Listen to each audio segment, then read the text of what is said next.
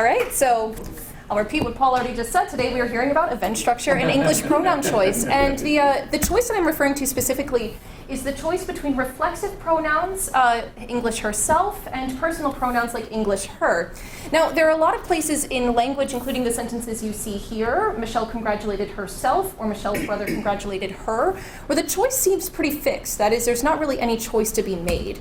So in the first sentence, you absolutely have to use the reflexive form to refer back to Michele. You cannot use the pronoun, and I signify that using that little star marker there. And in the second sentence, you absolutely have to use the personal pronoun her. You cannot use the reflexive. Now, cases like this have tended to be studied within what we call in linguistics binding theory. Okay, so binding theory is an area of linguistic research that is concerned with how syntax constrains co-reference between pronouns and other noun phrases in the sentence. And binding principles are those syntactic constraints. All right? And I'm just going to give you a little bit of taste of what this looks like so you know what I'm referring to later on. But in fact, we're not going to be focusing too much on the technical side. Still, though, just to give you, again, a little bit of a taste. So we have two principles that are of particular concern here when we're talking about reflexives and personal pronouns. The first is principle A, which governs the distribution of reflexives, and it often takes a form something like what you see here. Reflexive pronouns must co-refer with a noun phrase that C commands it and is sufficiently local. C command refers to a particular structural configuration, which I've illustrated here. Go up one and then go down. Okay, and principle B is what governs the distribution of personal pronouns, and it really is formulated in exactly the opposite way. So whereas reflexives must co-refer with a noun phrase that C commands it and is sufficiently local, personal pronouns cannot co-refer with a noun phrase that C commands it and sufficiently local. Now, I haven't told you here what local means. That depends a lot on the theory and also depends on the principle. But as a benchmark, we can start roughly with the notion of a clause. Okay, so within the minimal sentence that has a subject and a verb, say. Okay, so there's been a lot of work in this domain going back many, many decades that have established principles roughly like this with some fine-tuning and tweaking across theories. And this work has been incredibly important to formal linguistic theory, motivating notions like C command, which is important not only for pronouns, but for other phenomena in language as well, and this notion of locality, which has evolved, again, across theories and across the years, okay? So, very important. However, there are places where these clean-cut principles have really, time and time again, come up a little bit short in explaining what speakers are doing when they pick a pronoun. And one of those cases that has really been a puzzle for us since 1963 is pronoun choice in locative prepositional phrases, which I'll be calling LPPs from here on out, like what you see in the sentence here. Michele set a glass next to her or herself. And as I notate here, as really with the absence of any specific marking, in these sorts of sentences, both forms seem to be allowed. You don't get that crisp complementarity that you find in those nice, pretty cases that the binding principles were designed to capture. So within theory, you tend to find people falling on one or two sides. The first theoretical camp says, well, in these sentences, you actually get the same complementarity that you get in like a Michele congratulated herself kind of case. And really, when you get different pronoun forms, they're surfacing under different structures. So then the puzzle becomes motivating those structures and understanding what they are. The other camp says, no. No covert structure, no covert complementarity. Really, in locative prepositional phrases, we're not getting complementarity. You really can choose between either form, so we need to tweak our assumptions about the ground that binding principles are covering. Now, I'll flag here, I am talking about pronoun choice, but the tension that you see in this debate between syntax doing all the work and leaving something to other modules of language has really been fundamental to linguistic theory. You see it popping up all over the place. And so in this talk and talking about these cases, while I'm focusing specifically on pronouns, this is a wider question for us. How much work should syntax and syntactic theory be doing? Okay? And part of the problem, and part of why this is still a problem for us, is because in fact it's trivially easy to tweak our theories to capture these cases. Whether we're positing covert structural differences or saying, no, there's free variation, we can always come up with a way to get the facts, right? And Chomsky, in Lectures on Government and Binding in 1981, on these sorts of sentences, locative prepositional phrases, really, I think, nailed the issue and this quote has been a driving force for me in my work in this area. He said, "The problem is not one of finding a descriptive device within the present framework, but of motivating it. That is, the problem is to gain some understanding of the nature of these constructions." So that's what I'm trying to do with this work, and that's what I'd like to do with what I'm presenting to you today. And what we're going to be walking through is a few different factors that do seem to be shaping people's preferences in these cases. Okay? Now, these are descriptive factors to start, but at least by pinning them down, we can get a little bit closer to understanding what is actually driving people's behavior in these places, which in turn can give us a better understanding of what our grammar, what our linguistic system has to look like. So we're going to start by talking about event type and relation type, how those two things bear on the choice. I'm going to give you a little background, and I'm going to present an acceptability judgment survey that shows how actual English users seem to behave with respect to these two factors. And then we're going to return to this question for binding theory, poke a little bit deeper at what the syntax might be saying or what it might not be saying. Then we're going to move on to a third factor, prior expectation. Here too I'm going to give you a little bit of history, not specifically about the literature, but actually about the history of English, telling you a little bit about where the reflexive form came from and how that bears on the system that we see today. And follow that up with another experiment, a reference resolution survey, that looks at the impact of prior expectation on the judgments we got in part one. And then finally, we're going to talk about event structure and how, at least what I think, event structure is bearing on the choice, the way we think about events in the world, and how that shapes the language we use to describe them. Okay? So part one, event type and relation type. Now, before I get into telling you about these two factors, and before I get into telling you what other people think about these factors, I actually want to pose it to you so you can get some judgments. Let's start with this sentence, and here I'd like a show of hands. Chloe poured some glitter next to her, or Chloe poured some glitter next to herself. Raise your hand if you think in any context, because I haven't given you one, you could use the personal pronoun here. Chloe poured some glitter next to her. Okay. And I see a little wavy here. And what about Chloe poured some glitter next to herself? Okay, so I'm seeing a lot of people who really do like both forms here. And some people are kind of, it's a little fuzzy. How about this guy? Chloe noticed some glitter next to her versus next to herself. Raise your hand if you think you can use the personal pronoun here. Okay. Chloe noticed some glitter next to herself, the reflexive. Some people, but I'm seeing more hesitation and certainly fewer hands. Okay. And one more. Chloe poured some glitter on her or on herself. Who can use the personal pronoun here to refer to Chloe? Okay, and how about that reflexive? All right, so with these three sentences, you're already getting a feel for the pattern we're going to be talking about. We're minorly changing the sentences, but judgments across the room are changing a lot. And what's really nice is your judgments perfectly line up with my experimental results too. We've just done a replication. Nice. So let's start by talking about the contrast between these first two sentences where all we're varying is the verb, okay? Now, this is what I'm going to be referring to as event type.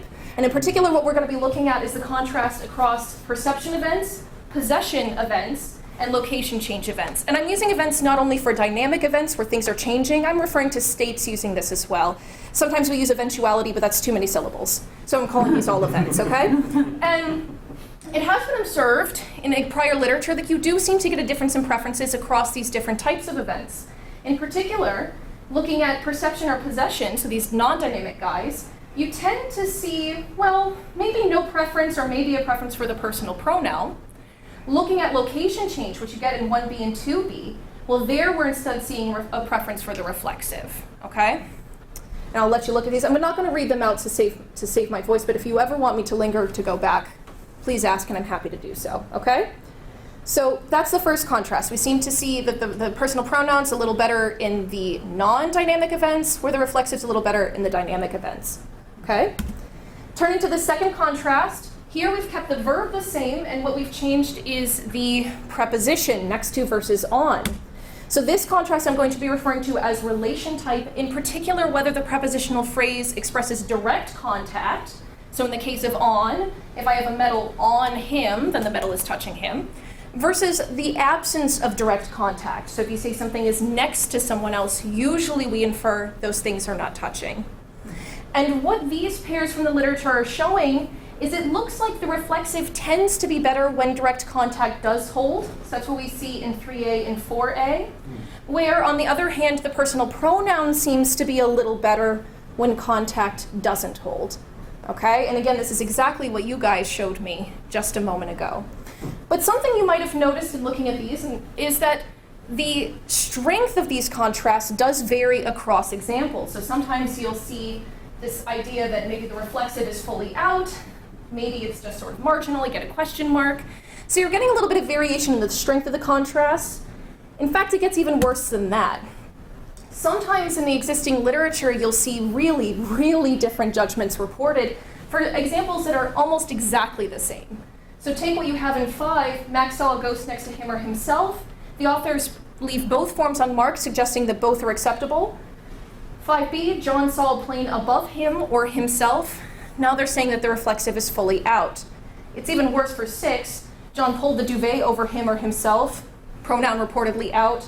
John pulled the blanket over him or himself. Wow. Both forms reported to be fine. And I highly doubt that duvets versus blankets are going to be making a big difference here. Now, I will say some of these, this has been fun to work on. I will say some of these discrepancies are actually due to a difference in grammaticality marking conventions. So the authors in this first example do note that the reflexive is more marked than the personal pronoun. And the author for the second example merely says that the reflexive is dispreferred. So while you do have a difference in marking, maybe they're actually converging on roughly the same thing. I have no story for 6. There's no getting around that. However, I'll also say that it's possible, and in fact likely, that some of the differences we find reflect sincere differences in the judgments of the authors or the people they consulted.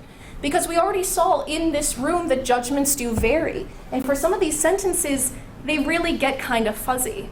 So before we plow forward in trying to find a theory that fits these patterns, we really need a stronger empirical picture. We gotta know what folks are actually doing so that we have a target. To do that, I ran some experiments. These are really simple acceptability judgment surveys. What that means is I give people on the internet some sentences and I ask them, what do you think of them? Okay, give me some form of rating, and we'll see what the question looks like in just a second. I'm going to be telling you about the first version of this. This has subsequently been replicated a few times, not just informally in a room like this, but also online. Okay, but I'm going to give you just the first one so you can get the general picture. So for these surveys, I tested 18 sets of sentences that crossed event type, possession, perception, location change, relation type, plus contact or minus contact, and pronoun form, either reflexive or the personal pronoun. This survey only included a third-person singular, and I'm very happy to talk later about why I made that choice. But there will be no first person or second person here, okay? And all of the sentences had roughly the same structure. You can see we're just changing up the verb and the preposition. All of the direct objects were either inanimate or close to inanimate, something like a ladybug. It is animate, but at least it's not a thinking person. Right? And they were always indefinite, because definiteness could play an effect here too. Okay? This is the way that the questions were presented to the participants. All of the sentences were shown side by side with a supporting background context. Context all named 2 people that mismatch in stereotypical gender. So the reason for this presentation is really to try to constrain the interpretation of the personal pronoun. Whereas the reflexive is unambiguous, the personal pronoun could be picking out someone else in the world, okay? So my hope was, between the context and between the side-by-side setup, where I'm telling the participants that they have the same meaning, that they'll be interpreting the pronoun as referring to the sentence subject, okay? Now, the other motivation for presenting stimuli side-by-side, we do this a lot in linguistics, is to try to draw out relative preferences. So what I'm going to show you should not be taken as a comment on absolute acceptability. And it is possible that if we did this in a single presentation setup, things might be a little different, and I actually do hope to do that. But at the very least, this is going to give us a pretty clean picture of what people prefer for any pair of sentences in a fixed context. Okay? Now, to remind you of the predictions that we saw before based on the prior literature, we expect to find both effects of event type and relation type. For event type, we expect that the reflexive will be more natural in the description of location change events than the description of perception or possession, while the personal pronoun should pattern exactly opposite. And for relation type, we expect the reflexive to be relatively more natural in the description of direct contact, where personal pronouns, again, should pattern exactly opposite. And here is what we find. This is data from 122 adult English speakers, all of whom identify as being American citizens, all recruited through Prolific, okay? I don't have detailed demographic information, so maybe some of them speak multiple languages. It's interesting to ask how that could influence. But at least this represents their English, whatever that English is, okay? So, in this density plot, what I have is z-scored ratings on the x-axis. Ratings were z-scored to accommodate for different uses of the slider bars that they use to provide their judgments. And on the y-axis, you're seeing density, how many folks gave that rating across the sentences within these conditions. And there are a few things that I want you to notice. The first is that we have a reliable pronoun preference when the event is possession or perception, and when the relation is minus contact. Second, we see a reliable reflexive preference when the event is location change and the relation is plus contact. And finally, in the other conditions, you're seeing a lot more variability. And in fact, the ratings look a little bit bimodal. Part of this is coming from variability across items. Part of this is coming from variability across the participants. But it's clear that in these cases, and you guys were just the same, things are a little bit fuzzier. And people are kind of happy to go either way, okay? And I'll flag, too, that these contrasts that I'm telling you about event type and relation type were both shown to be statistically significant using mixed effects modeling. I'm not going to show you the stats. You can see the picture. It's pretty clear we're getting a strong effect here. And in fact, I'll note, too, that while this first survey did have 122 participants, which is pretty high, this was subsequently replicated in much smaller surveys, including a survey with 34. And you can see with only 34 people, we're getting roughly the same picture. So this pattern does seem to be robust, okay? But interestingly, and I think this is important to note, even these cases where you do get reliable preferences, those preferences are not absolute. So what I'm showing you here is a comparison of those target sentences with locative prepositional phrases, pour on, pour next to, notice or have on, notice or have next to, compared to controls that were included in the same survey where one form absolutely has to be used. Evan burned himself on this side where you must use the reflexive. Evan's sister burned him on the other where you have to use the personal pronoun. And then what you'll notice is that in these cases where you do have reliable preferences, they're still not as strong as what you get in those anchor cases, okay? So the theme here, the takeaway is, in locative prepositional phrases, preferences are gradient through and through. In no condition do we see an absolute requirement for one form or the other. Now, given this data picture, the question I always ask, and the question I ask myself, well, what's syntax got to do with it? Yeah. Sorry, I know you said you didn't have much demographic data, but I'm interested if there's potentially a geography effect here. You know, I would love to know, and in future studies, I am going to ask people that. I will say I intentionally restricted, and I'll say too, I'm happy for questions throughout because otherwise I'm just going to blah, blah, blah. I did restrict to American English because we know that reflexives are more permissible in British English. Yeah. This has been demonstrated before. I will also say this is all written. Reflexives are more permissive in written English than in spoken English, so that's something too. I do not know about dialects within the very broad umbrella that is American English, and I have not asked people. But I think that it's really interesting to dig into this variation, and I would love to in future work, but we'll have to say, who knows for now. Yeah. John, do you have a geographic information?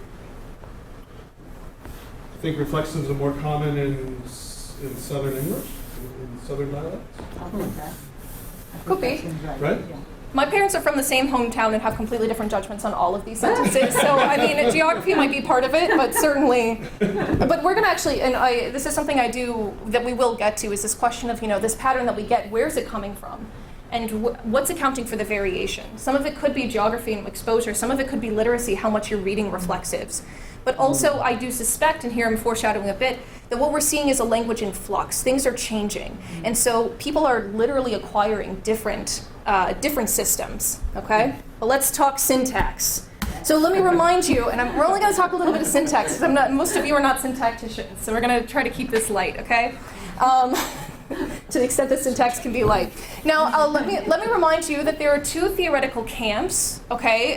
This is in the prior work that in attempts to account for reflexive pronouns in locative prepositional phrases. Camp number one maintains covert complementarity, so different structures for different pronoun forms. Even though they look the same on the surface, there are differences lurking underneath.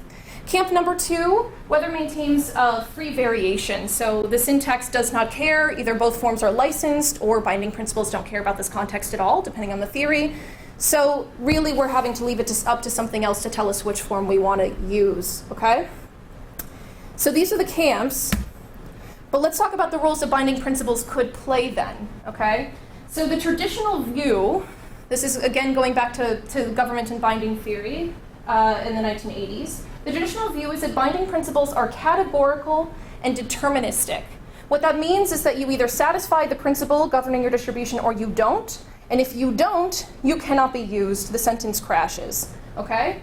Now what this means to account for the gradients that we see in speakers' behavior is that we're going to have to say that these sentences are compatible with more than one parse, really across the board, okay? And certainly we're going to have difference in parses across the conditions that we saw to account for those differences in preference.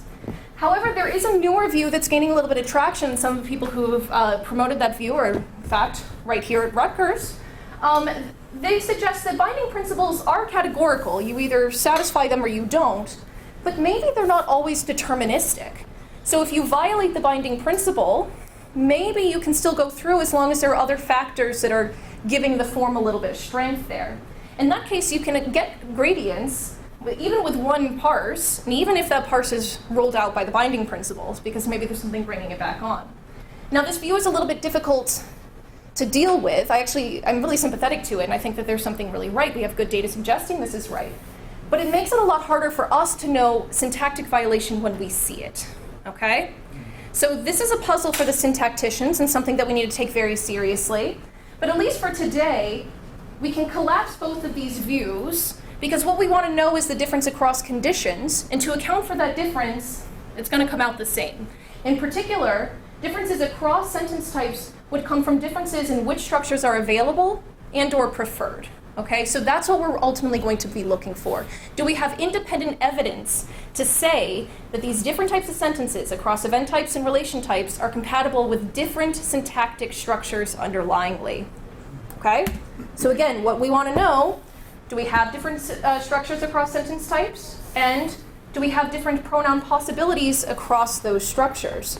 Now, I'm really going to be talking about this first question here. If you want to read about the second, my dissertation will give you all the gory details. All right? So let's start with relation type. Do we have a good reason to think that plus contact prepositions and minus contact prepositions have a difference in their syntactic structure? Well, probably not, okay? We don't have any evidence independent of binding that there would be such a difference. Okay, so this is looking at things like extraction, for instance. Doesn't seem to be the case.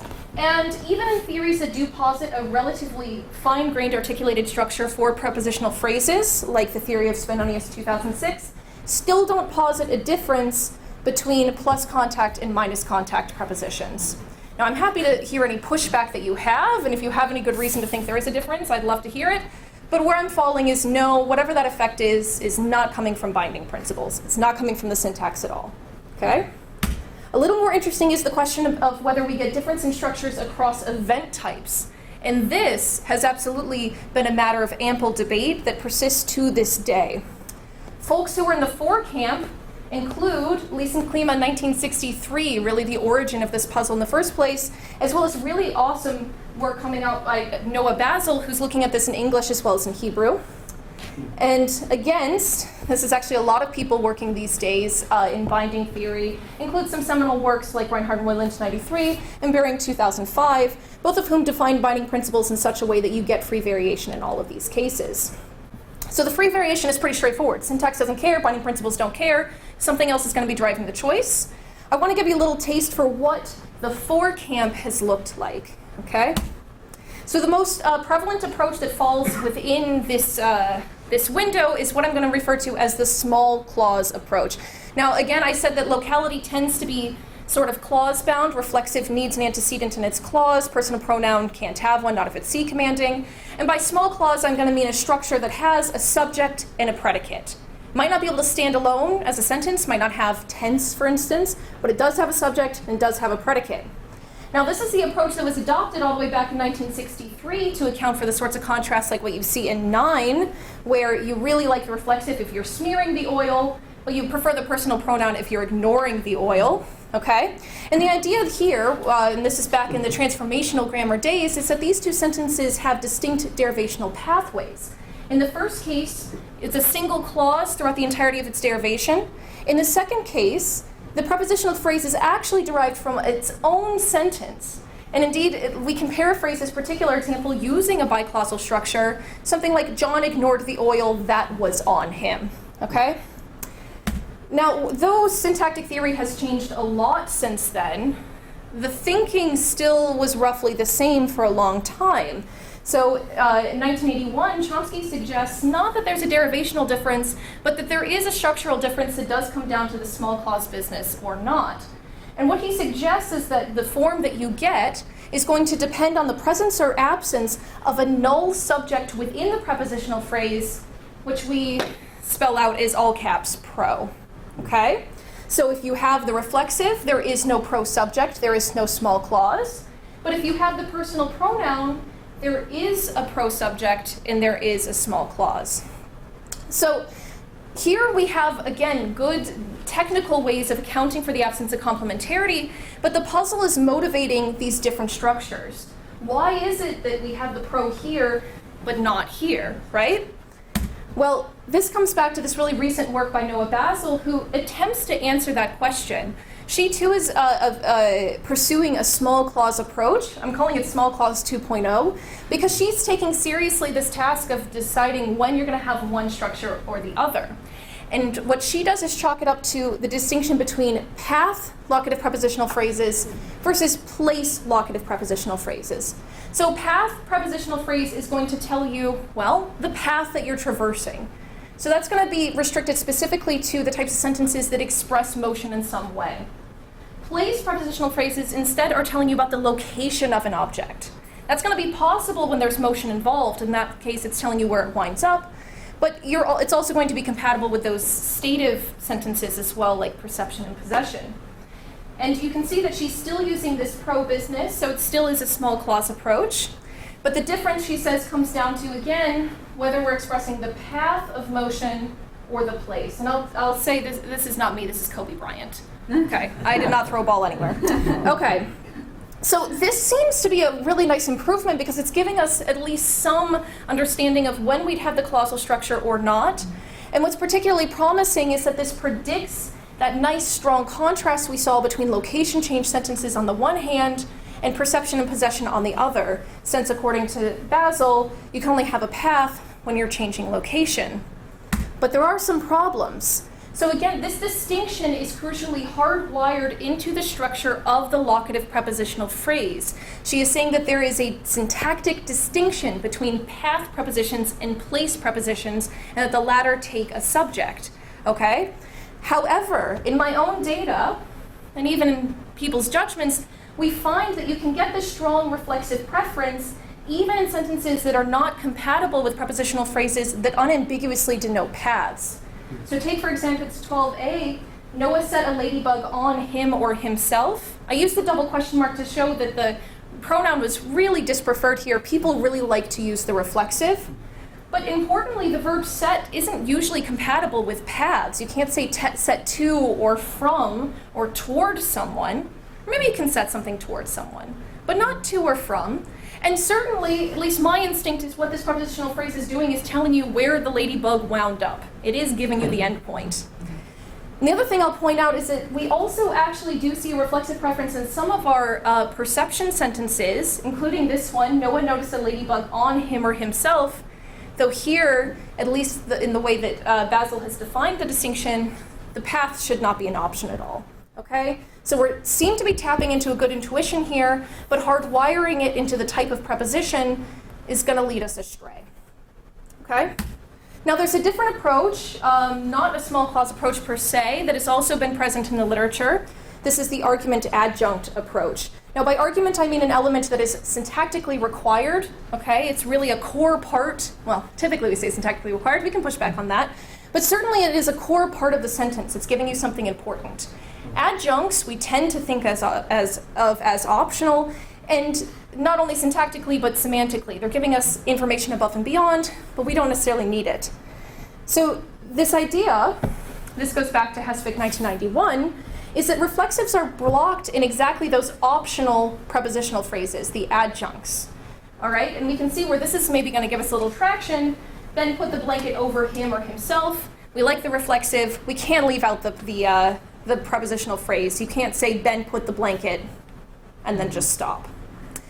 Ben saw a snake near him or himself. We really like the personal pronoun there. We don't like the reflexive as much. And here you could leave out the prepositional phrase, Ben saw a snake. Good to go, okay? So, okay, we can see where this pattern is emerging, and maybe, again, we're tapping into something important here, this difference between core information versus something extra.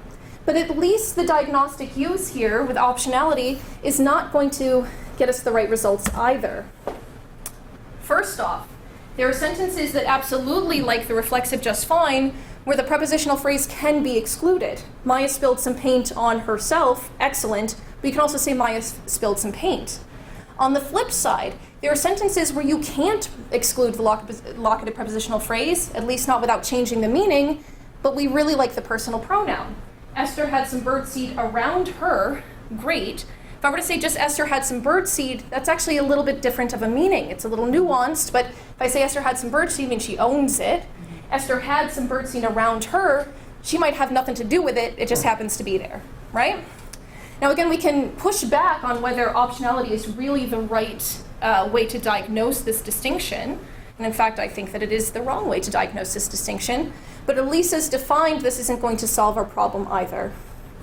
Yeah? Why is a locative obligatory in 14b? Are you thinking it's bad to say Esther had some birdseed or Esther had some birdseed? No, so Esther had some birdseed is of course okay, but that's where I'm saying it takes on a slightly different meaning. So if I say Esther had some birdseed, she has to be in control of it or own it or something like that. Esther had some birdseed around her. She doesn't have to even be aware that it's there. She doesn't have to possess it in any significant way. She doesn't have to own it. And there's a lot of really cool work that actually explores these constructions, and they are weird in English. Mm-hmm. But there's some good reason to think that the underlying structure of those two senses, ownership versus co-location, is a little different. Yeah. So the idea is that it's like two different senses of the word had, or it might even be like two different lexemes. Yeah, it might be. It could be two different lexemes. It could be same lexeme but different structure. There's a few ways it can go. But yeah, there seems to be. Let's say there are two different halves going on here, to keep it simple. Yeah. And if you leave out the locative prepositional phrase, you're moving into a different half. Okay? Now, this is where I'm really going to spare you the nitty-gritty details. The program that we've established here is trying to find some independent motivation to posit syntactic differences across these constructions. And in my dissertation, I do a whole lot more of that work. I'm not going to walk you through all of these diagnostics, and what you're going to see is that in a lot of cases, opinions are a bit split anyway. That's what I mean by this, this percentage sign. Okay? But here's what I do want you to notice. It is true the perception pulls out on these other measures of adjunction, optionality, right? But possession and locative locational change sentences are patterning roughly together, despite the fact that the pattern when it comes to preferences is exactly split, right? And the other thing I want you to notice, well, I don't know how well you can notice, so just trust me on this, is that in fact all three sentence types have a lot of properties that are consistent with a small clause parse, where there is a small clause in the structure, okay? And in fact, there we go. What I ultimately argue is that the most natural interpretation for these sentences corresponds to a syntactic structure that does include a small clause throughout, what I'm notating as PRP here, okay? So whether it's possession, perception, or location change, you still have the same bit of structure. And importantly, that bit of structure is not the deciding factor in what form you prefer, okay? Now, these structures are not new to me, and there's a whole lot of work that posits them as well, but the diagnostics that I have run are consistent with these analyses, okay? That doesn't mean that there's no difference in these sentences. Ultimately, the stance I take is that there's a difference in lexicalization, how much of the structure comes about from the verb or how much the verb requires. So our have and set really specify for a lot of structure, including that prepositional phrase. See is much more free. But again, these differences are not the kind of differences that we predict binding principles to care about. All they would care about is this. And here, we're not seeing any good motivation for differences that would be driving the preference pattern we saw from the experiment. Okay? So here's what we saw in part 1, which is the meatiest of the parts, I promise. It gets easier from here. First, we saw that reflexives are relatively better in location change sentences, personal pronouns relatively better in perception or possession. Second, we saw reflexives are relatively better in the expression of direct contact, personal pronouns in the expression of non-contact. And finally, I have made the claim that these effects are not rooted in binding principles.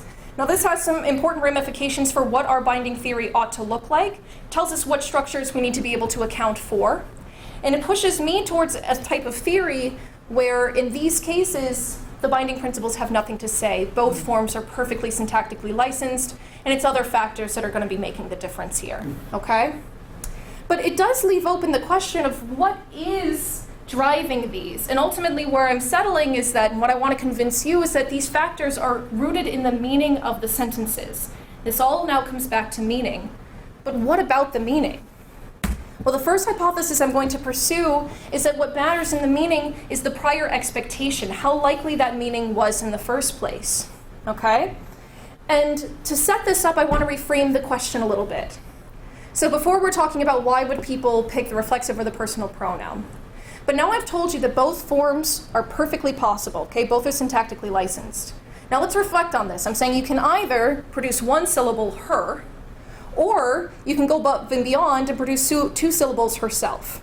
So another way we can think about this question, and a way people have thought about this question, is if both pronoun forms are possible, why waste your breath with the reflexive? Why put in that extra effort?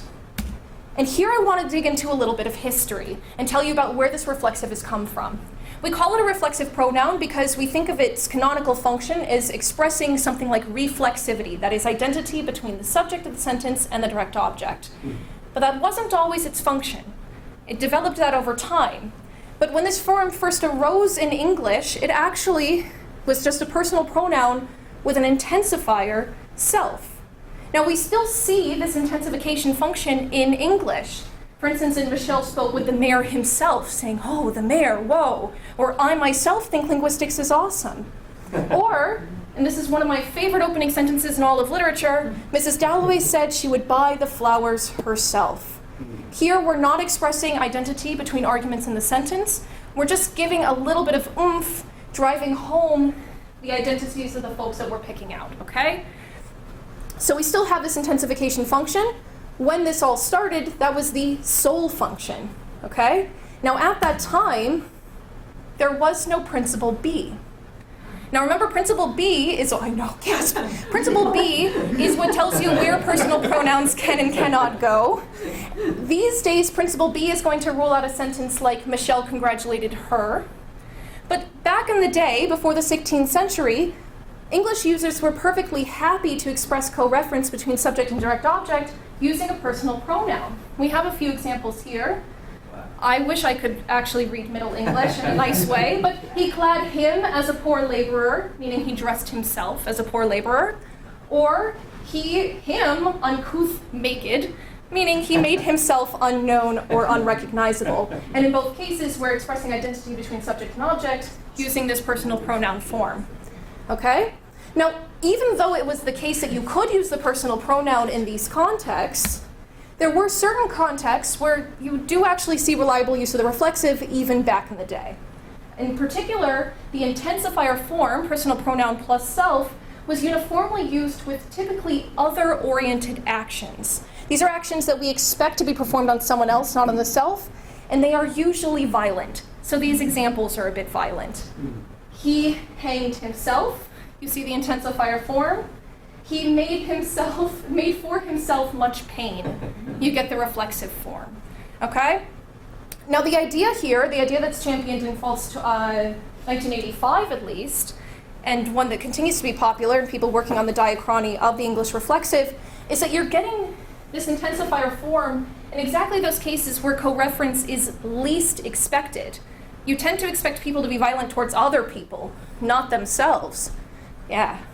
You might not know this, but where would another direct object be in a sentence like 18? Like if I was saying he hanged her. Oh, so we also have free word order at this time. Do we? Okay, that's what I Yeah. was wondering about. Okay. Yes. Yeah. That's- And because we have free word order, because we still had case marking at the time, or at least in Canterbury Tales you're starting to lose it, but there were remnants of it still. When you have the free word order, what's going up front is what you're focusing. Yeah. So the appearance Sure. of an intensifier form up front Beautiful. really makes a lot of sense Yeah. in that respect. Yeah, that's a good question. So this idea that you're getting the intensifier form where co-reference is least expected really coheres with a view that comes out of the functionalist literature. Now, I'm rooted in generative linguistics, okay, where we care a lot about structure, but a lot of folks have been looking at this in a different tradition where we're caring about the conversational pressures that are shaping language as well. And the view that comes out of that literature, not just about English, but about the appearance of reflexive forms cross-linguistically, is we tend to get these complex reflexive forms like herself in place of simple personal pronouns when co-reference with the subject is least expected. And all of this comes back to this well-known law called Zipf's law that says use more coding for less frequent meanings. Say more when you think the person you're talking to might get confused by the message you're trying to convey. Yeah. Sorry, just to clarify the distinction between functionalist and structuralist views. So functionalist views focus on the use of words, and structuralist views just focus on how they're arranged. Well, yeah, I like that distinction. That seems fair, yeah. Certainly when we're talking about functionalism, we're really talking about the use, exactly, yeah, and how use can shape. And I do want to say that this view is not incompatible with a care about structure, about syntax, because we can actually entertain this. I'm going to say this in just a second. We can entertain that this is the source of the pattern we see, but then still allow processes of grammaticalization that will give rise to structural constraints like the ones we posit for English today, okay? Oh yeah, I say that on the next slide. Okay, let me repeat. Pronoun choice has been grammaticalized for English direct objects. These days, you're never going to find a personal pronoun in that position in the way we did back when Canterbury Tales were written, right? The syntax doesn't give us a choice anymore. However, expectation could still play a role in places like LPPs where the grammar does give us a choice. And in fact, there are some examples in the literature that suggest that this is absolutely the case. Consider the contrast you see in 20. John threw the can away from him or himself. According to this author, you can have either form. Compare that to John pulled the book away from himself or him. Here, according to the author's judgments, you're probably going to want the reflexive. Now, say my judgments are a bit fuzzier here, but here's the intuition that they're trying to capture. Pulling tends to be toward yourself. Yeah. So what they're suggesting with this example is that if the action of pulling is in the opposite direction from what you'd expect, you're going to want the more marked form. Now, this is looking at the directionality that you'd expect given the verb, but this example from the same work in 21 suggests that expectations can also be driven by the direct object and our understanding about the use of such objects. So here John stabbed the knife into himself versus him. The author really didn't like him here. 3 question marks. Ooh, very, very rough, right? Gotta use himself because people aren't typically, I hope, stabbing themselves with knives. Compare that to John stabbed the needle into himself or him. And this I do agree with. The personal pronoun gets a bit better because you're more likely to perform that action. So what's important here is that the expectations we're drawing are based on our knowledge about how events tend to unfold, sensitive both to the type of action described by the verb and even the object that's involved. And in fact, this author, who discusses the impact of contact versus non-contact, chalks it up to expectation. The reason we like the reflexives when contact holds is because in a lot of these sentences, we expect the action to be flowing in the other direction, okay? But there hasn't been any experimental work testing this hypothesis. So once again, what do? We run the experiment to see how it actually comes out. Now, I'm going to be showing you, the full version of the experiment, which unfortunately is a little bit limited. But at the end, I'm going to show you a little bit from a pilot, just a blip from the pilot to show you how I mean to go moving forward. So for this experiment, what I did was I gave a reference resolution task. Okay, so I'm using this to probe what participants are thinking that pronoun is going to refer to when it's ambiguous. The stimuli for this survey were 18 sentence sets that were adapted from the same acceptability survey I talked about in the previous part. Here I only used the perception and location change sentences because this manipulation was not compatible with those possession sentences. I'll talk more about that in just a second, okay? And in place of either the reflexive or the personal pronoun in the prepositional phrase, I include the ambiguous one of them. So Chloe noticed some glitter on one of them, so on and so forth. The way the questions looked was like this. It was a forced choice task. You have the same context as before. You have your sentence with one of them, and then you have a forced choice. Who, among the two people named in the context, do you think it was? Now, there is no right or wrong answer. This was posed to the participants as just give me your best guess. But I wanted to see whether these sentences biased people towards expecting the glitter to be, say, on Chloe versus on the other person named, okay? So here are the predictions coming out of that literature on the role of expectation and pronoun choice. First, so I'm taking matches to the subject to be a proxy for the expectation of subject co-reference, okay? Given that, the more matches to the sentence subject, the better the personal pronoun should be, and the worse the reflexive. Because again, the more matches, the more likely you are expecting co-reference, so then you're going to use the less marked form, the personal pronoun, okay? So this is just for the acceptability across the board, but we're also wondering whether expectation can account for that big pattern that we talked about in the first part, so event type and relation type. If that's the case, then matches to the sentence subject should be less frequent in contact and location change sentences than in non-contact and perception sentences. Okay, so the conditions that favor the reflexive should have fewer matches because co-reference is less expected. Here's what we found. Oh, this should say 121. There were 121 participants, not 122, but that one person's probably not making a huge difference anyway. This is showing the rate of subject match across the conditions that were included in this survey. And what you can see here is that there is no difference across conditions, not a significant one. Okay, so we can conclude there that expectation is operating independently of event type and relation type, such that expectation is probably not driving the effects of event type and relation type on preferences. Okay, so those are still open. That being said, though, for all of the items that were included in the survey, I calculated an expectation score. That was the ratio of matches to total responses. And I plugged that figure, those values, into the original data with the acceptability judgments to see whether that expectation score, that is the likelihood of guessing that we're going to have subject co-reference, could account for some of the variation we see across sentences, whether it's making a difference above and beyond event type and relation type. And the answer is, it is, in fact, also having a significant effect in accounting for the ratings that we got in that first survey, above and beyond event type and relation type, and including this in the model did significantly improve model fit. So expectation is another factor that is driving preferences, okay? And it's something that people are sensitive to when they're thinking about what form they might prefer. But it's operating independent of relation type and event type. This is just another piece in the puzzle. Now, of course, the survey design is not ideal for a couple reasons. Reason number one, we couldn't look at how our possession sentences compare. And reason number two is we might think that giving this forced choice is really confining people in an unnatural way. Because you might expect, say, the glitter to be somewhere that's not on Chloe or on Richard. It could be on the table. So to address that, I did a pilot with just 1/6 of the stimuli, and this had 30 folks, so this is just a pilot, okay? And this was a fill in the blank. So this would be Chloe noticing glitter on blank, and you can put whatever you want. Seems dangerous, but people actually put pretty reasonable answers.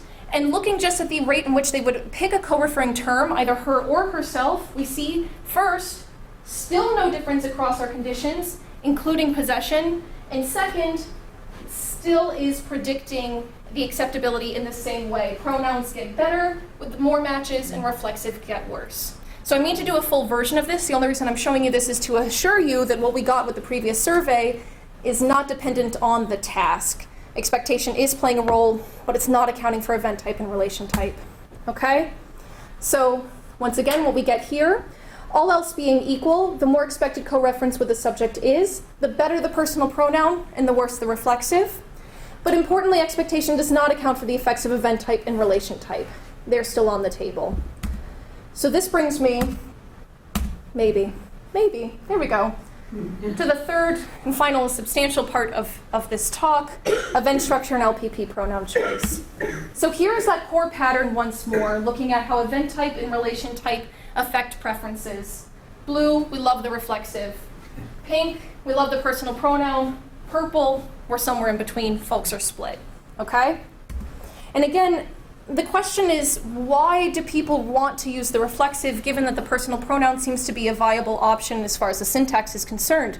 What about location change and direct contact make the reflexive so good? And the way I've been thinking about this lately is really as a learning problem. So what I'm getting with these ratings is a snippet of what people's grammars look like, the preferences that they have. Sometimes they have strong preferences, sometimes not so much. But how do we get to that place in the first place? And something I'll point out, and I haven't done the corpus work on this, and it really would be worth doing, but impressionistically, I'm not hearing a lot of sentences like the ones that I'm testing. Okay, we're not getting a whole lot of examples of this to push us one way or the other. What we are getting are a lot of examples with the reflexive in the direct object position. They're certainly not confined there, but they're very often encountered there. And we tend to think of these as the canonical cases of reflexive use. If I ask you produce a sentence with a reflexive, you're probably going to give me a subject-object sentence, right?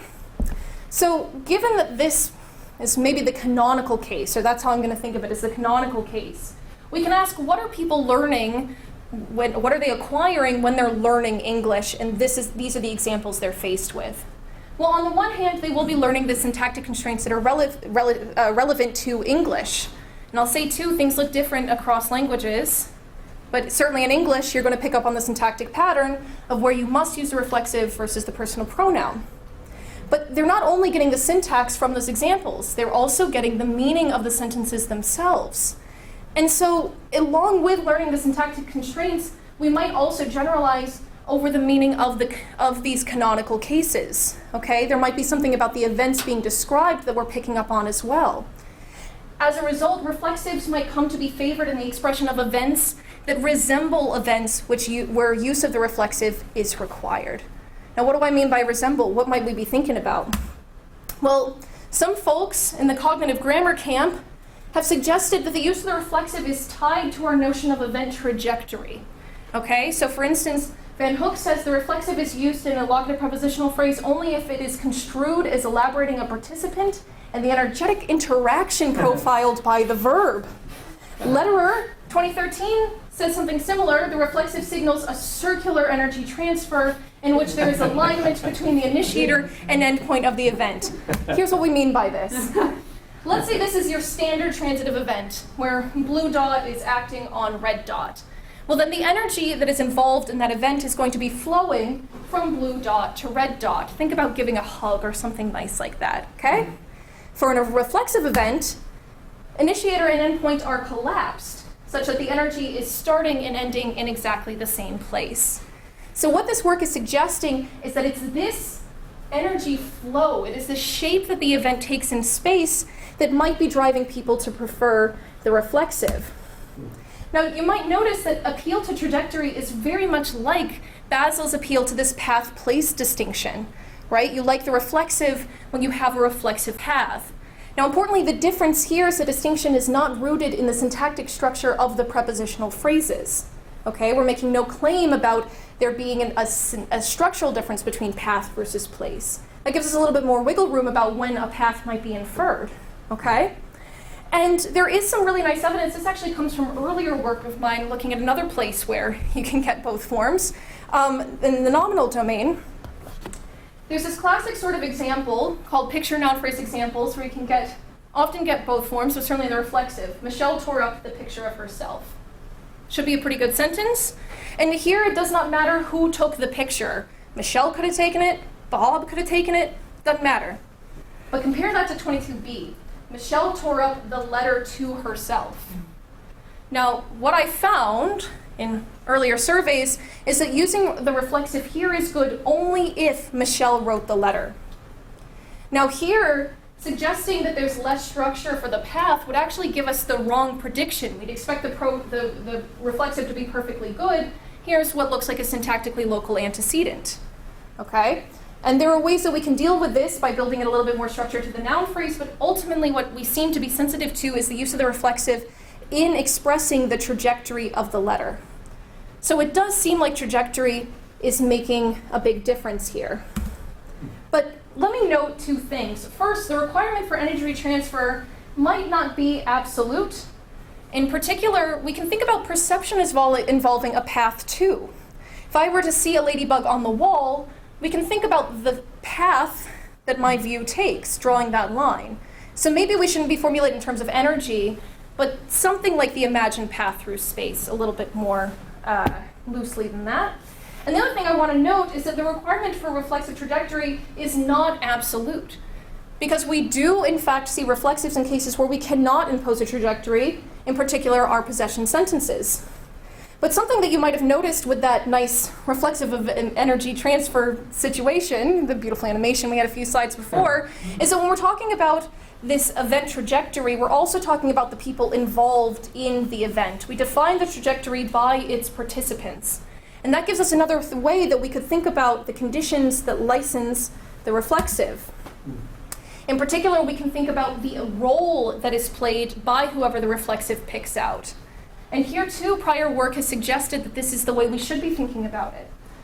Kuno in 1987 suggested that a reflexive that ends with self or selves can be used in English if and only if its referent is the direct recipient or target of the actions or mental states represented by the sentence. And Wilkins in 1988 suggested the function of the reflexive is to allow the assignment of multiple thematic roles, that is event roles, to a single referent within a single thematic domain, that is a description of one and the same event. Okay? So to put that otherwise, it might be the case that reflexives are best if the referent is thought of having caused the event and or is being affected by the event. Okay? So there's something about the role that the person it's picking out is playing that could make the reflexive good.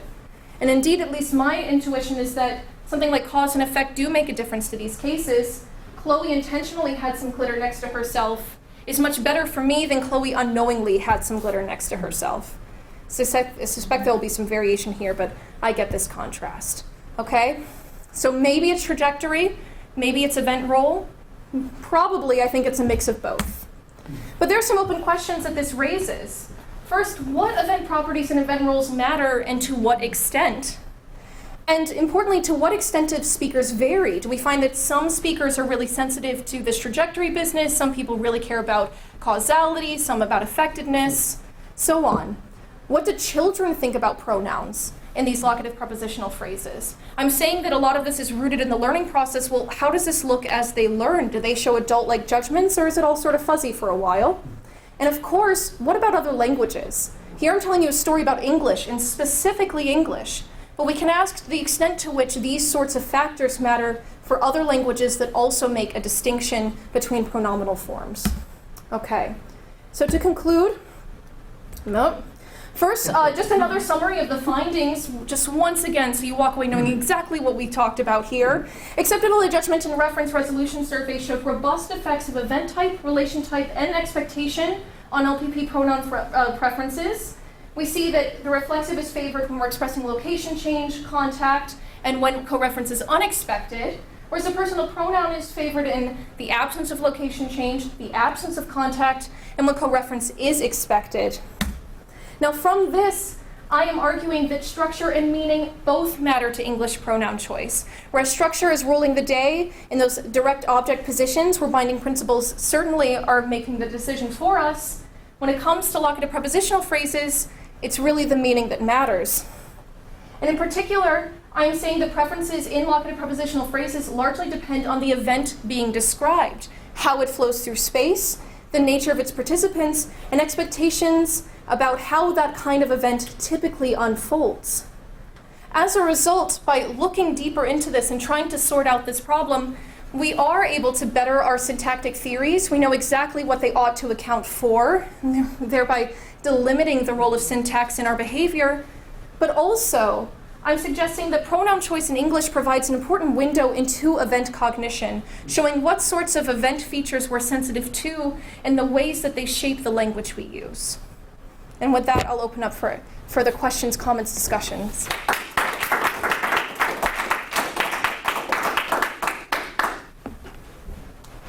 So we're open. You want to field your own questions? Yeah, sure. Yeah. So you have this written on the slide. You're not going to throw away structure completely. Absolutely not. But my question to you is, how are we picking which things end up being important? And how do you see kind of the layering of, so you know I come from an optimality theory background. So how are we ranking like the importance of structure, the importance of all these different things that you've identified as being meaningful? And does it vary by person? Like, does it vary by what? How are we gonna do it?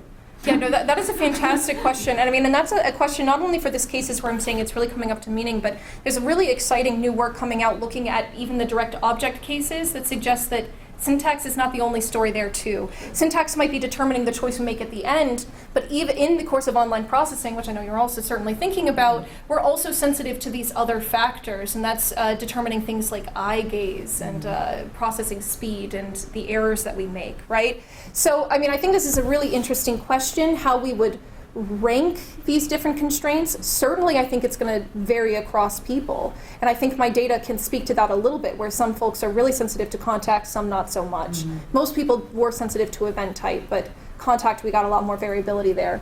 But ultimately, in order to think about these relative weights, we're going to have to design studies that address that directly. And I think just having this sort of behavioral measure that we get at the end is going to be eclipsing a lot of the processing the work that would actually help us pull those apart. Yeah. So I just had a methodological question about the experiments you're running. So you have a scale from not very natural to natural. Yeah. Like that? Yes. And So here it's I'll just- flash back to the question format so other people can. There we go. Mm-hmm. So I was just curious how you're supposed to incorporate scales into constructing the grammar to get the right predictions. Because usually when I think of it at least, which I probably don't think of it as consciously as a professional linguist, but I usually think of the grammatical judgments as on or off. So like if I ask, my students, is this sentence good? I expect them to all say no, or all say yes. I don't expect them to say, it's not great, or I can get into a mood where I get the reading. And then it's easier, and then just methodologically speaking, it would be easier to construct the grammar if you had just on or off judgments, because you just engineer the grammar that makes the prediction that everyone agrees upon. So I was just curious how you incorporate the scale judgments into the theory. Totally. So first thing I'll say, when it comes to these, they're not on or off. And we saw that even in the room with people doing this number when I was asking for judgments. They really are fuzzy here, and maybe it depends on your mood, I don't know, or who you're talking to or what you're talking about. But with these, there's also a lot that I'm not putting in here, things like prosody and information structure that'll make a difference too. So there is some fuzziness. Part of the fuzziness is because when it comes to these, it's not all grammar. There are other factors that are playing a role, like contrastive focus or emphatic focus, which I don't control for in the written language because we don't have nice markers to do that, right? So it is certainly going to be a little bit fuzzy in places, and I wanted to allow that. I wanted to allow folks to say, yeah, this one's perfect, this one, maybe I could get it, or maybe I could imagine saying it sometimes, but at least not in this mood. But the other thing I will say, though, because you're suggesting, oh, well, why don't we just say yes or no? Yeah, I've run that too. The results are the same. What? Really? Makes no difference.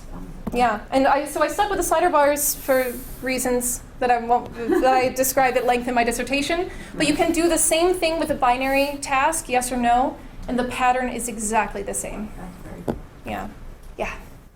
Can you just pull up your conclusion slide for me one more time? Of course. So I get the right words when I'm asking this question. But so at the very beginning of the talk, I immediately started thinking about this construction in other languages. And I can come up with some examples where it doesn't work like this. Mm-hmm. You can come up with even more examples of languages where it doesn't work like this.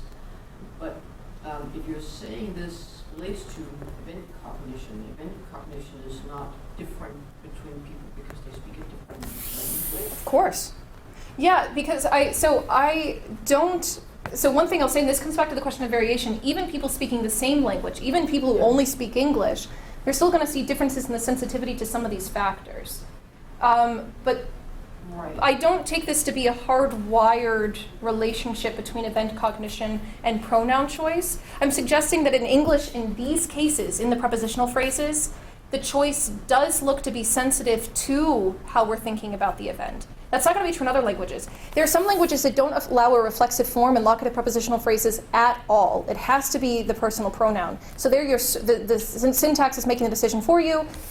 Certainly, this is not going to come into play. There are other languages that require the reflexive there. You'll never get a personal pronoun. So there, too, the syntax is making the decision for you. Even in languages that allow variability like English, you might find some people more sensitive to things like causation, more sensitive to effectiveness. And here I also expect to see some relationship with the other coding devices available in a language. So if you have a way of marking effectiveness, for instance, using, like in French, a clitic, you might see that showing up too. And I know for the cases, and I know this from my French-speaking advisor, not from my own judgments at all, but in something like Chloe poured some glitter on herself, you're going to have the clitic, so, as well as the reflexive in the locative prepositional phrase. So there you're seeing that sensitivity to effectiveness directly elsewhere in the grammar. So I would absolutely expect there to be variation because of the interaction with the other syntactic devices and the syntactic constraints, but also because the language doesn't tell us exactly what we should be attending to here, and people can fall in different places. Yeah. So we're going to do the unfair thing Sure. of suggesting a hard experiment, but We'll see if we can make it work. But I think it could be informative. So you get the examples of like somebody noticing a ladybug on him or herself, right? So let's change ladybug to a case where you can have a pair of co-referential terms. So even though it's going to be a little bit odd, you'll get to feel this. So John noticed a woodchuck on him versus John noticed a groundhog on him or herself, right? Exactly, right? But now, right, so that small clause construction, noticed a noun on him, right? There, I totally feel freedom to go either way. Make that thing a full clause. John noticed that there was a woodchuck on him versus John noticed that. Right now, himself becomes impossible. Yep. Oh, do you have more to say? Yeah. So if we're comparing, if we're asking like how much variation across subjects is due to them just assigning different clausal descriptions, the perceptual idioms are just like this wonderful opportunity principle. Yeah. Because the full clause construction, John noticed that there was a woodchuck on him. That one's a propositional attitude description. You're not going to get free substitution. So if you could get an independent measure for the people, so there's going to be some people who just are hating himself in the small clause. Noticed a ladybug on himself, right? Of the group that hates the reflexive, if you could get a measure, what percentage of them are really giving it a full clause construction? How can you do that? Well, we have a semantic window in. They'll be the people who treat the thing as referentially opaque as opposed to be referentially transparent. That would allow the possibility of subtracting them out of the initial group, which means if you have enough subjects, you could ask, do you get the same data pattern across the large group of subjects that you get across the large group of subjects, minus the ones we have independent reason for giving a full clause construction. If those answers turn out to be very different, then you think, it's clause construction that's really mattering. If, on the other hand, you get the same variation across both groups of subjects, then you think, all right, clause, right. Now, that's hard to do. I mean, but what you feel like, that's a really potentially interesting window to get in because although there's all sorts of stuff in this neighborhood we don't understand very well, the difference between small clause and full clause is understood tolerably well. Well, it's interesting you say that because I wonder what your understanding is. Because I have a few things to say to this. First, I think that's really, really fascinating. And especially thinking about whether they're parsing the small clause as something larger and whether they're thinking of it as a referentially opaque domain. There are probably other ways we can probe that too, like looking at quantifier scope, That's right. de re interpretations, where we don't even have to compare to the full clause. We can use these other devices and see how people perform there. So that might actually be doable. Hard, but doable. But I also wonder, we do know that the full clause does have a different semantic interpretation as the small clause. You don't have to have direct perception with the full clause. You certainly do with the small. So it's interesting to think about whether people are opting for that propositional attitude interpretation rather than the direct perception interpretation. Well, all I was just saying, if some group of the subjects is doing a full CP complement tensed clause, we got every reason they're going to hate. We know they're going to hate reflexive. So really, just the question is, what happens if you pull them out? And see if people... You still have lots of variability. Or when you pull the group out that we know has to hate the reflexive, now does the remaining group look remarkably uniform? Yeah, that could be cool. And like I said, there are other ways that we can try to probe at the opacity there. Yeah. I'll add that to the long list of things I want to do here. I can do this for the rest of my career, I think. Yeah. I think if you asked me without anything to say, ignore grammar and just what's the difference between him and himself, I would have given you the fact that it's 2 syllables and it delays the beat by one bit. Mm-hmm. Right? And as you were quoting Chaucer, you were kind of tapping into that a little bit. And also, I think in Seamus Heaney's translation of Beowulf, you can see the reflexive start cropping up to help make the flow right. Mm-hmm. And so I'm kind of curious, and forgive me, I'm going to crack open something else in a related thing in a second. I'm curious if there's sort of almost a meter piece that fits into this selection process. I bet there is. And this is something too, like I tried to keep my sentences relatively balanced, but the prepositions themselves aren't always. So I have on versus next to, and there you can feel the difference. I also have on top of that looks just like on, though it is prosodically different. Nevertheless, I worry about this. Well, actually, I don't worry about this because it speaks to the fact that there are multiple constraints that are coming into play. We are sensitive to the prosody. And often, you don't want to have too weak of a thing at the end. You want to have something to put your closing boundary tone on. Maybe that extra syllable is exactly what you need. Do you know the Post Malone song, Myself? I don't. I do not, actually. It has a really interesting usage of the reflexive. And yeah, so I think this is a part of it. And this weight business also speaks to this other side of the theory that it suggests that sometimes, not only for prosity's sake, but for the sake of spreading information, we want to stretch things out. So this comes back to the zip-solid business. You use a more marked form when something's unexpected. Well, maybe it's giving you time to think about it that's actually really helpful here. And I have to say too, this is written, I don't have prosody data yet, but it would be nice to hear how people are saying these to see the effect that that's having as well. Yeah. Yes. So one thing that I often think about in this data is sort of a different potential overlap between the kind of intensifier reading of the reflexives and this sort of more neutral use, which is that reflexives tend to signal point of view in discourse. Yes. And I wonder if you thought about that and maybe like the extent to which it overlaps with some of this stuff in vocabulary. Yeah, so I've thought about it a lot. There is a lot of theory that actually grammaticalizes point of view as well. So this is work on logophoric reflexives. And in my dissertation, I do attempt to control for that by looking at inanimates in some of these cases. I don't have survey data there. I just have the 5 people that were willing to suffer through a bunch of examples with me.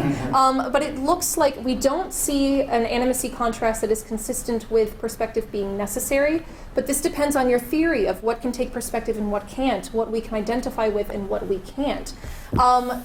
In terms of the perspective, I do think that could be a big thing here, maybe not in the canonical logophoric sense, though these perception sentences, I wave as though they're here, but these perception sentences, I think, do warrant a closer look in that domain. But this could be another factor that is stacked on top of these guys that I'm talking about here. So I certainly don't rule it out. I mean, again, I did try to control for that in my work and looking at if it's required or not. I don't think it is. But even if it's not required, it could be giving the reflexive a boost. And I haven't tested that yet. Yeah. Yeah. Yeah. Oh, yeah, sorry. Just one sort of just random data point. I was thinking about the information structure points. So the reflexive gives you a nice counterexample to an old bad theory of information structure, but I think it might be interesting. So the old idea was that topics are old discourse reference and focus marks new. And then quick and dirty counterexample, John likes himself.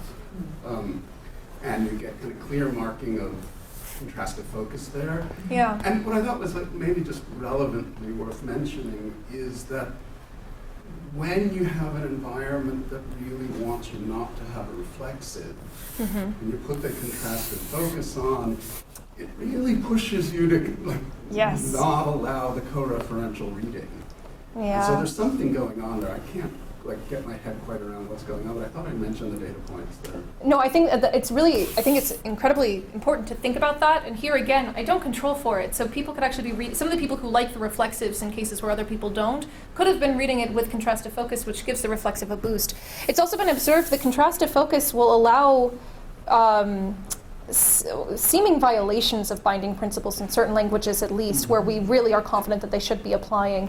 So, yeah, I mean, I think that that's incredibly important. It also kills crossover constraints. Yeah, so again, haven't tested for it here, but I mean, you're absolutely right that that's got to factor into this as well. And it does seem to relate to this intensifier function, where when we want to put the emphasis there, the self gives us a great landing site for that prosodic prominence. Yeah. So usually when we're doing syntax, there's two sorts of judgments we can give. One is off-the-cuff judgments, and the other is a considered opinion. We take 10 to 15 minutes thinking about a sentence. And syntacticians of a certain sort prefer the considered opinions as opposed to off-the-cuff judgments. And I tried that with all 6 of the sentences that you had. And I find both of them okay if I spend some time on them. But off the cuff, there's a contrast. So do we know if there's such a difference? And if there is, then should grammarians, ordinary grammarians like myself, care about pronouns?